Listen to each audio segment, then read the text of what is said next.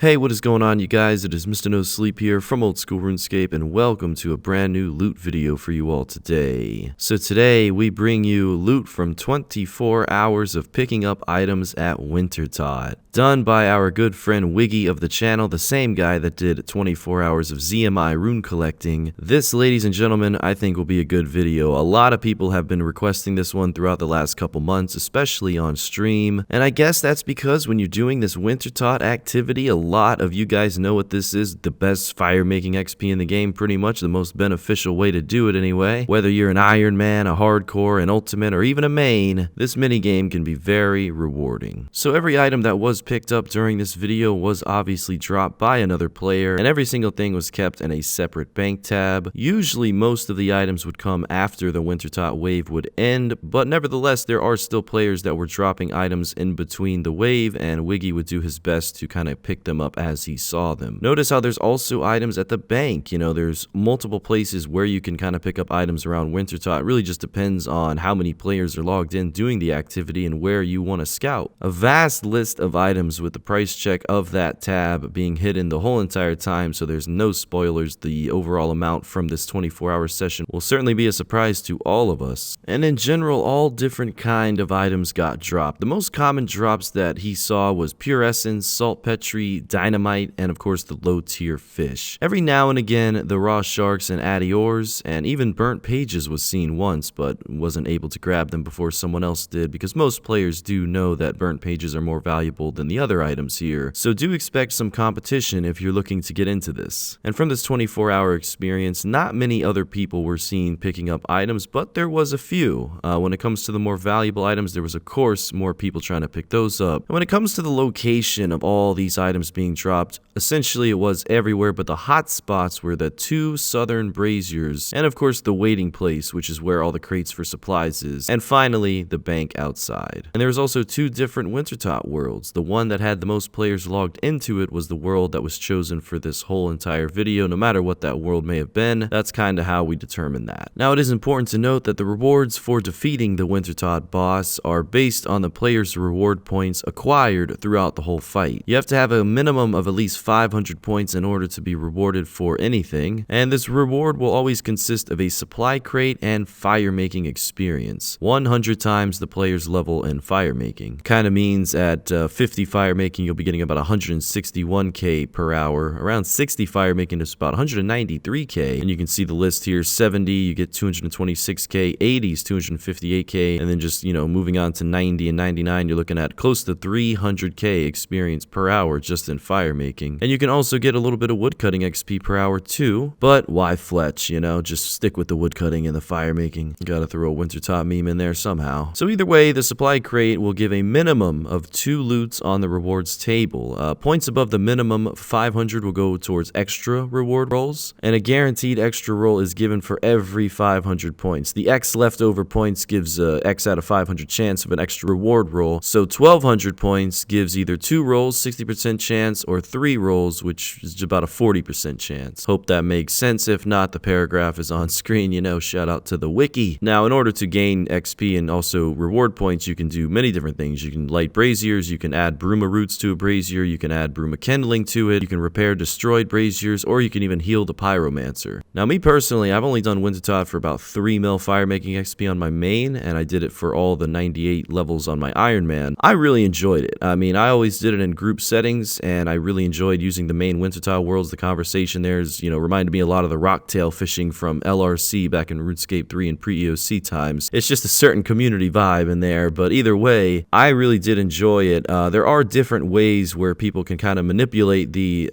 population here and kind of just do Wintertodt on a solo basis. This is kind of where you stick it out. You only do Wintertodt. There's no group, there's no team members with you, and this is a way to maximize your reward crate. I've had a lot of people email me throughout the past couple months saying, hey, Mr. No Sleep, you know, I've soloed this many Wintertodt crates and I'm about to open them all. These are going to be massive rewards. Do you want the video footage? And although I definitely want that footage, I wanted to do this video first, and I wanted to just kind of show a basic Wintertodt video, show you guys the area, and me and Wiggy here showing you guys all of the loot that can be gathered just by anyone. And I'm sure you guys know throughout the years that rebuild series have been very popular, especially from scratch, and this is truly something that you don't need that much requirements for. I mean, this is a minigame style boss, and it's just north in Great Corrend in the northern tundras. You are going to need some warm clothing for this, and you also need a minimum of 50 fire making. Favor with any of the cities of Great Corrend is not required. And although people do think this is mainly a minigame, it is considered to be a boss, and dying here is unsafe. If you're a hardcore Iron Man and you die here thinking it's a minigame, you're not going to be a hardcore by the time you wake up. And if you are completely new to the game and you really want to check out this area, there are two ways that you can get here. You can reach it via Games Necklace. This is if you've already taken Veos' ship to Great Corrend at least once. And other than that, you can use the fairy ring code CIS after paying 80,000 coins to Trassa, and you just have to walk west along that path. And just kind of looking at this reward list here, that pyromancer clothing as well as that torch, the gloves, the tome of fire, all that burnt pages that you can put in the tome of fire, that's all ideal for what you want to wear when you're doing Wintertodt. You know, you actually have to get lucky when you obtain all these pieces. Maybe even getting the set might take a little bit of time here. Nevertheless, you know, it's very similar to other skilling outfits such as lumberjack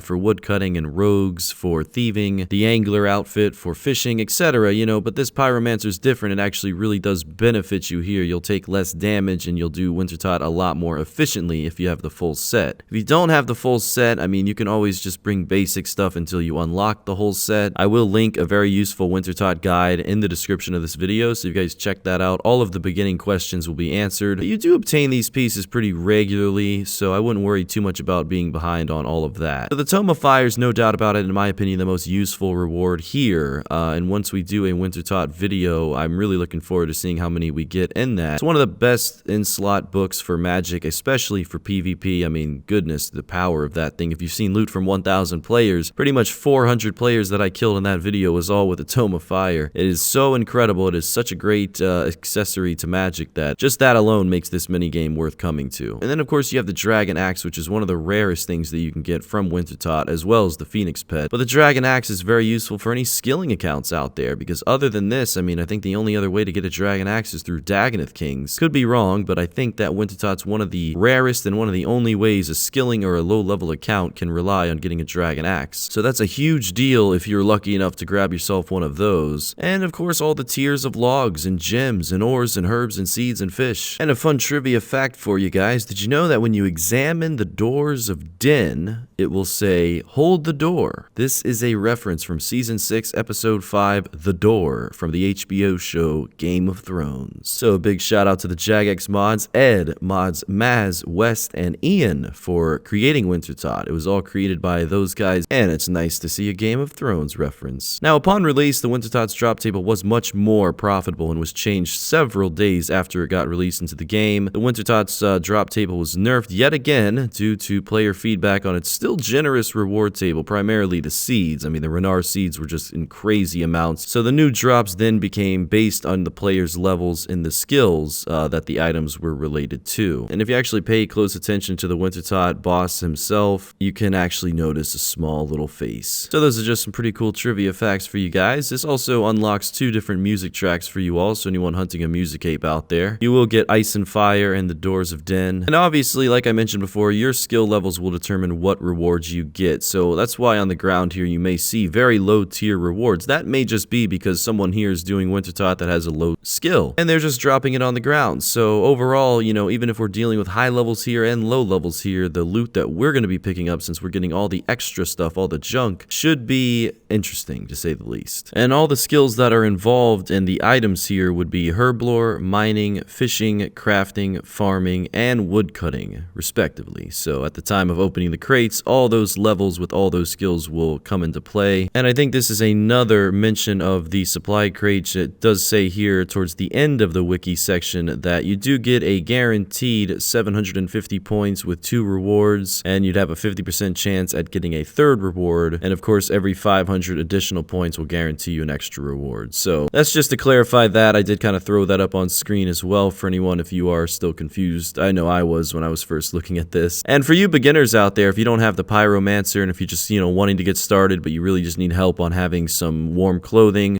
You can always go for the Clue Hunter outfit and a Staff of Fire to add up to 4 total pieces, which you will need. And this is, of course, temporary until you do acquire Pyromancer. Well, ladies and gentlemen, with all of that being said, I hope you guys learned something new today. At least one thing, right? A little bit of entertainment as well. We are done with 24 hours of picking up items at Wintertodt. Let's go ahead and move into the price check. Our good friend Wiggy spending 24 hours of his time here. We saw how much you guys love the ZMI video, so we wanted to do this again. Thanks to you guys for recommending it. The very first price check comes out to be $762K. A lot of that profit coming from the herbs as well as the fish, but now we move on to the second price check. This is what's left of the seeds as well as the dynamite, the limestone, and a little bit more gems. I'm thinking that this price check will look very similar to the first one, so after this we'll just add them all together and that'll be how much we made in 24 hours. The second price check coming out to be $604K. We will go ahead and round that up to $605K. So overall you take $605K on top of $762K and you do make just about 1,367,000 GP from 24 hours of picking up items at Wintertodt. If I recall correctly, 24 hours of picking up runes at ZMI we made about 4.1 to 4.2 mil from, but the big difference with that was there was a lot of bots there doing the same exact thing. Here there are virtually no bots doing this and it's certainly not as profitable. I think players have much more reasons to keep the items at Wintertodt than they do at ZMI, and if you guys are curious as to why do people even drop things at Wintertodt, why not bank them, there's a couple different reasons. It's really open for interpretation. My opinion is most people who do this really just want the pet. A lot of these items, as you can see, are just not that valuable. Plus, as long as they're picking up the most valuable things and keeping them, I'm sure discarding the cheaper things is just a norm to most people. So I think that's why people drop a lot of the items here.